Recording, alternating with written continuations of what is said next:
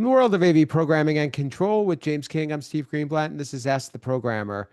James, how are you today? I'm looking forward to our conversation, and I think we have a fun and intriguing topic for our audience. Yeah, I'm doing good, Steve. I'm looking forward to this topic. And how are you doing?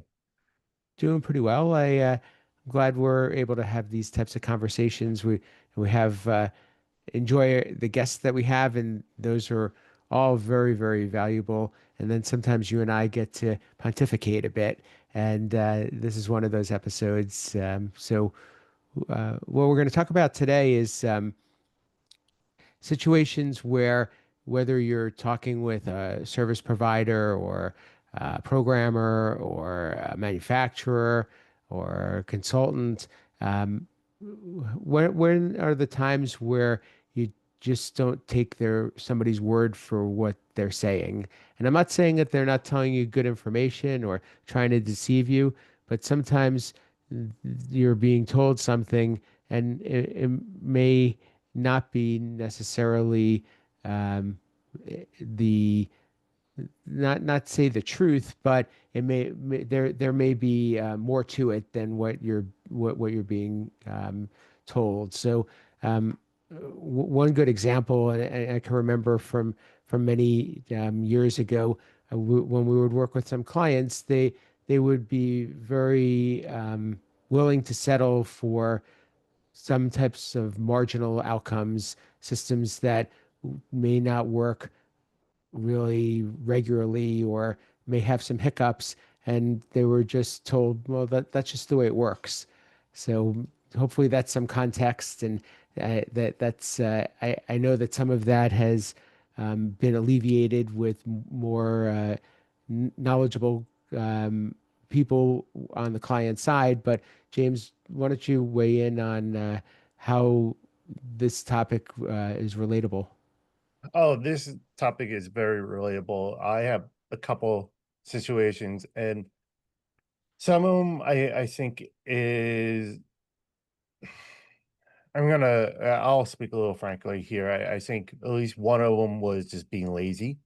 Um, the other is not accepting that they might be the cause until they were pointing towards that they were sorry about that being the cause. Like, I had one time where I was commissioning a space, and this was early on. Do I never work with this company again, but we were commissioning a space, and I was, doing what we do when we commission space, hitting all the buttons and putting it through different paces, and it broke. And I reached out to the company and say, hey, I did X, Y, and Z. The system broke. And the response I got back was, you did it wrong. And I was like, okay, I am a SME in AV. I am a programmer. If I did it wrong, what do you think my users are going to do? Like, no, I did not do it wrong. So, and then most recently, I had one where it was a unique system. We were working with another party, um, and it was a couple hands in the pot. So there was a weird bug in the system. We all know we're programmers. We know there's bugs in systems. It happens. And the the bug seemed like it was pointing at one aspect of the system that would have landed on us and another company as to resolve. So we got into it. We ran through all our systems, and we couldn't figure out, okay, where the bug was. So we decided to, talk with the company, all three of us on a phone call, and we talked about it. And we finally was like, Let's disconnect the other party system, limit it to one." Um, and the bug was still there. And then they finally accept, hey, wait, it is something in our system. And they took a more um keen eye to what the debugger was telling them, now that they realized it was on their end, and they did see what the issue was and were able to address it timely. But like I said, at first they're like, oh no, it must be on this side of it. It's not us, it's them. So that accepting what people are telling you is not always true. You got to get down to the root cause because I don't know. See if you ever watched the show House. Yeah.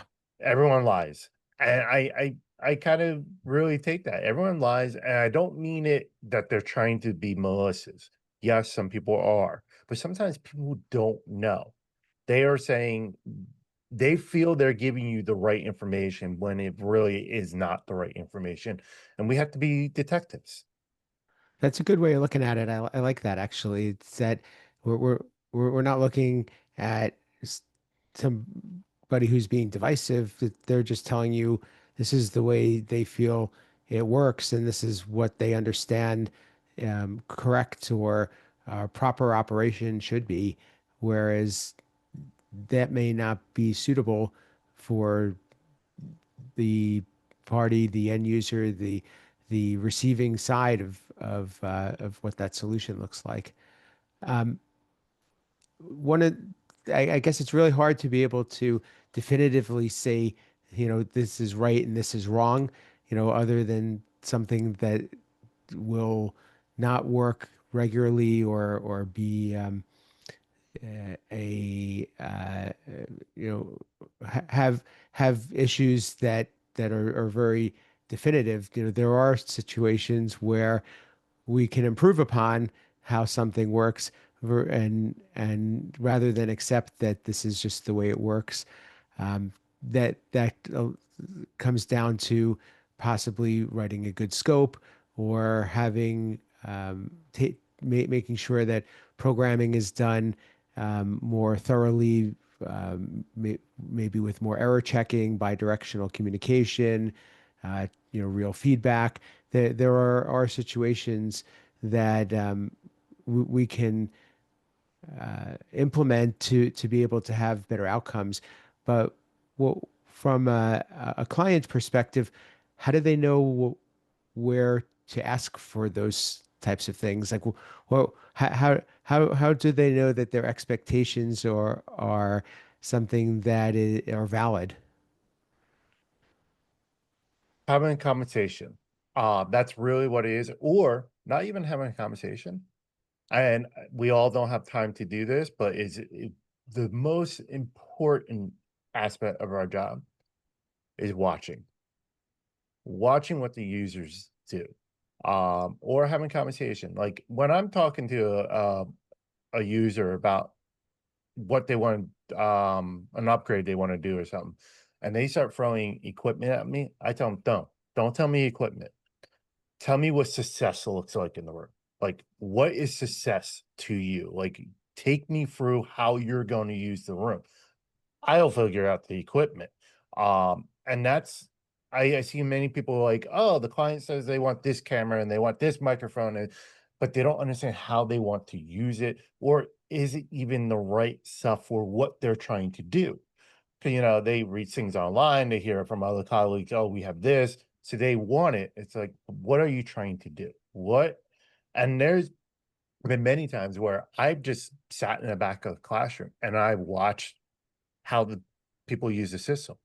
And I sat there and I'll be like, afterwards, I'll go up to the user and be like, well, if you did this, it will prevent you from doing that. And they're like, well, I didn't even know that because they don't know. They don't want to ask questions. They don't want to look silly, or they just don't know what the right questions to ask.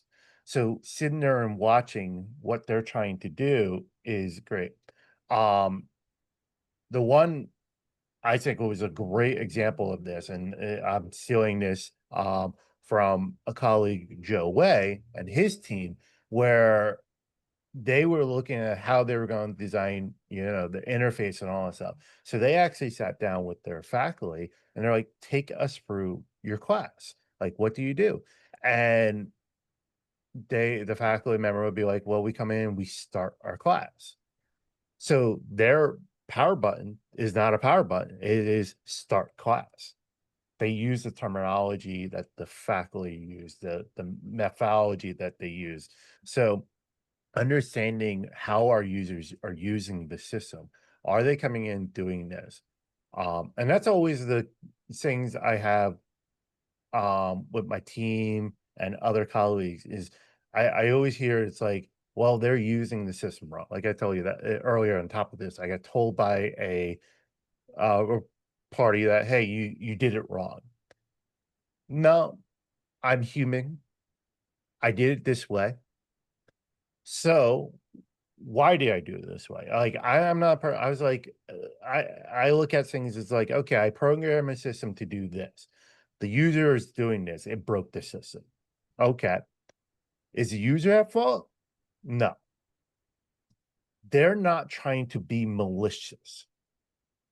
If you get that out of your mind that the user is trying to break your system, and you think about it, hey, what put them into this state?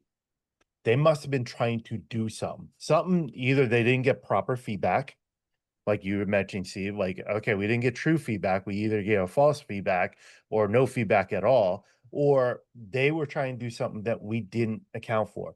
I actually I heard this not too long ago. A software developer walked into a bar, then ran into a bar, then crawled into a bar, then hopped into a bar and left. A user came in and used the bathroom, the bar exploded. It was, and what they're talking about, it was a situation that the developer never tested for. Like, the user is doing something they think is right, but they never tested for it. The user wasn't trying to be malicious, it just wanted to use the bathroom. So that's really what I think we have to look at is sometimes you just got to sit there and go, what are the users using? What are the users doing?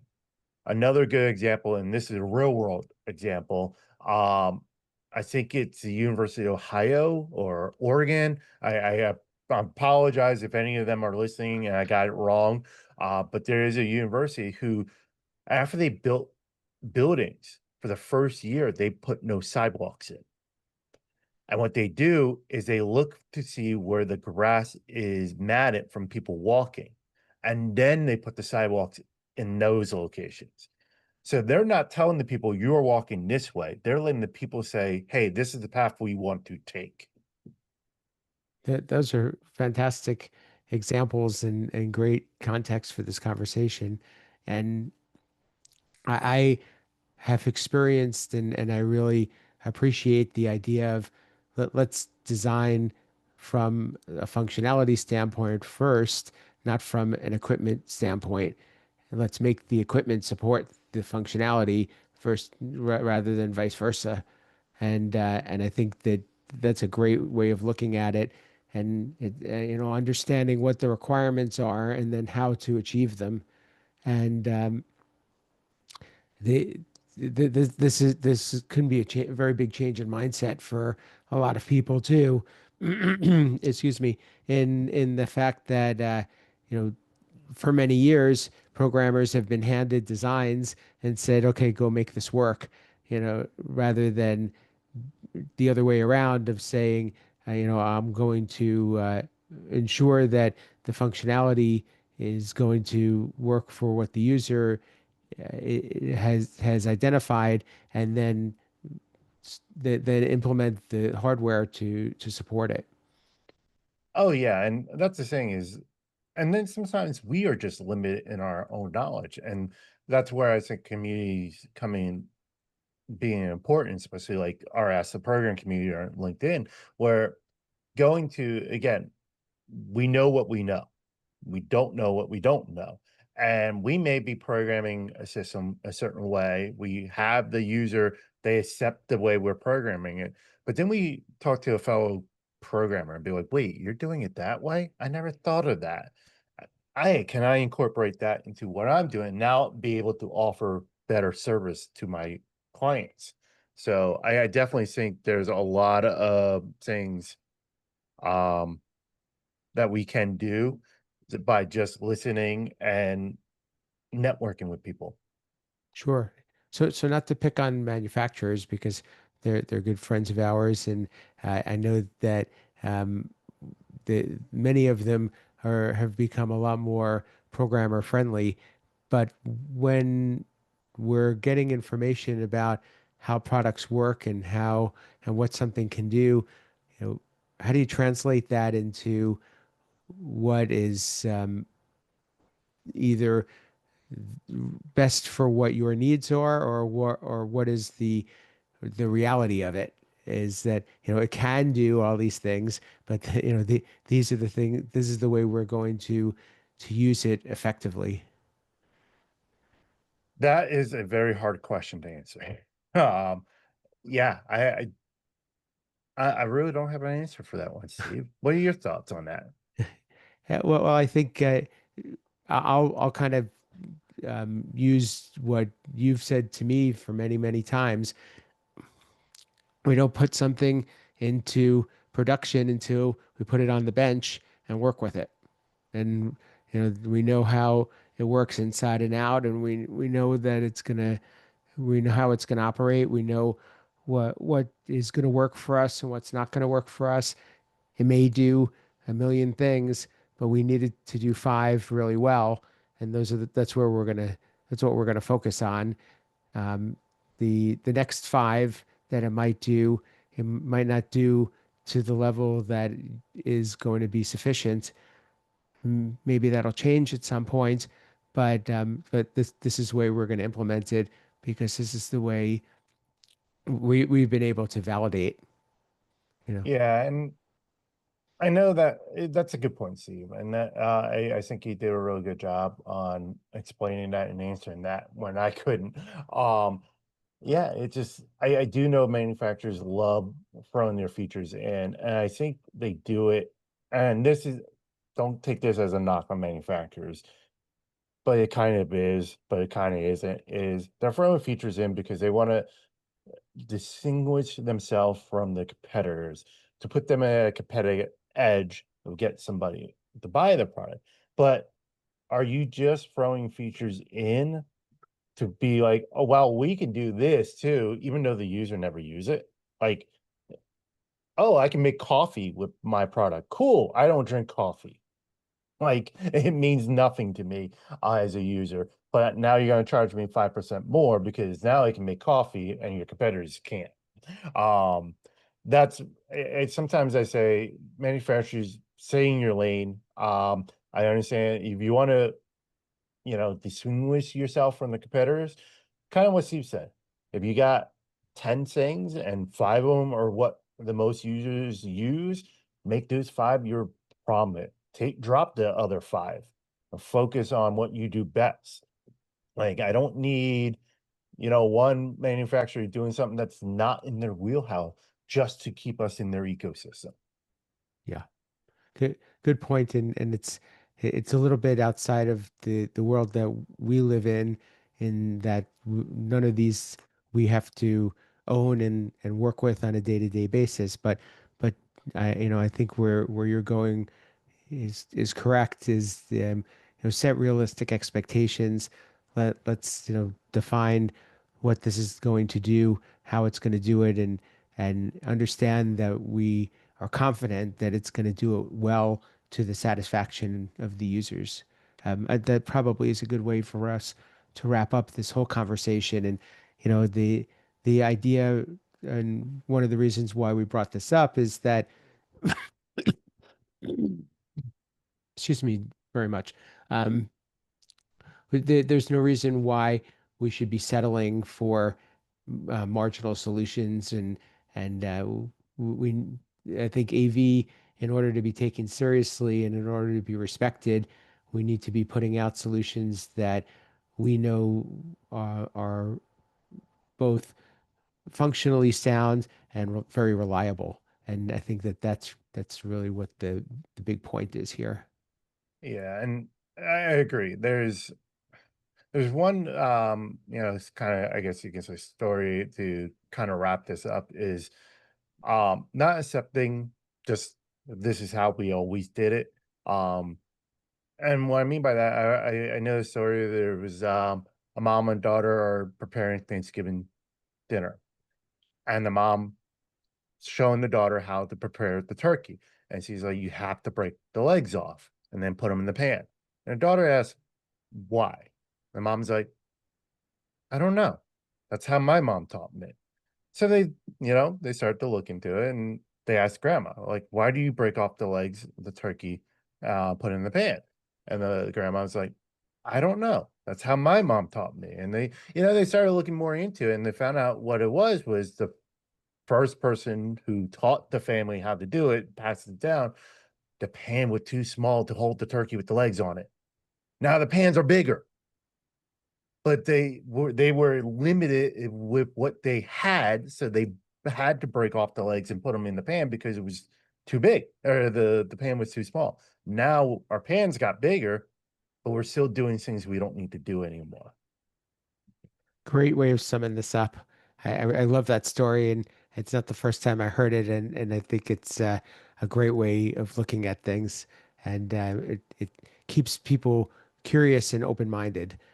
Um, James, how can people get in touch with you? How can they continue this conversation and learn more about what you're up to?